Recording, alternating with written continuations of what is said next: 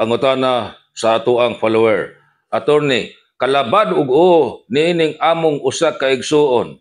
Naa na siya'y bahin. Mangayo pa man og dugang nga bahin diri sa among yuta ang mahitabo nga gamay na hinuon ang among bahin. Unsay among buhaton, attorney? Lisod.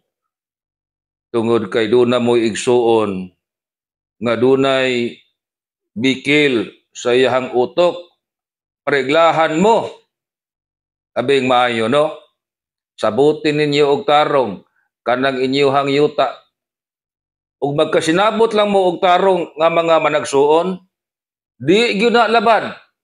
Abogado ra ang inyuhang kuhaon, magpahimo kamo og extrajudicial partition.